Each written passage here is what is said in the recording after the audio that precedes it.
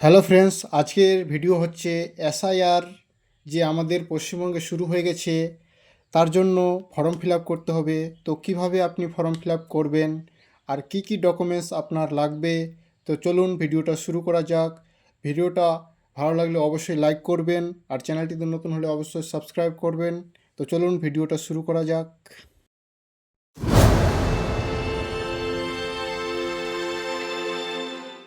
তো ফ্রেন্ডস, এই হচ্ছে ফর্মটা আপনাকে ভালোভাবে ফিল আপটা করতে হবে।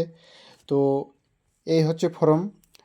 এখানে থাকবে, এখানে লেখা থাকবে সিরিয়াল নাম্বার, তারপরে এখানে কিউআর কোড বসানো থাকবে। কিউআর কোড স্ক্যান করলে আপনি সব ডিটেলস দেখতে পাবেন। এখানে আপনার একটা ওল্ড ফটো লাগবে, তারপর এখানে কারেন্ট ফটো লাগবে, ঠিক আছে। এই ঘরে আপনার একটা ফটো লাগবে, কারেন্ট ফটো, রিসেন্ট ফটো। তারপর এখানে আপনার ডেট অফ বার্থ, ঠিক আছে। এই ঘরে আপনাকে ডেট অফ বার্থটা ভালো করে বসাতে হবে, দিন মাস তারপরে সাল যেভাবে আছে সেভাবে ঘরে ঘরে বসাতে হবে, ঠিক আছে। আধার নাম্বার, এখানে আধার নাম্বার বসিয়ে দিতে হবে। আধার নাম্বারটা যদি আপনার না দিতে চান তাহলে এখানে অপশনাল আছে, নাও দিলেও হবে। এখানে মোবাইল নম্বরটা অবশ্যই আপনার বসিয়ে দেবেন। তারপর গার্জেন নেম, এখানে গার্জেন নেম মানে বাবার নাম এখানে বসিয়ে দিবেন। তারপরে এখানে আপনার গার্জেনের এপিক নাম্বার, ঠিক আছে, এপিক নাম্বার মানে ভোটার আইডি কার্ডের নাম্বারটা এখানে বসিয়ে দিবেন, ঠিক আছে। এখানে তারপরে তারপরে ঘরে আছে আপনার মায়ের নামটা বসিয়ে দিবেন। মায়ের এপিক নাম্বারটাও এখানে নিচে বসিয়ে দিবেন, ঠিক আছে। তারপরে আপনার স্বামী বা হাজব্যান্ড তার নাম বসিয়ে দিবেন। যদি মহিলা হন তাহলে স্বামীর নাম, আর যদি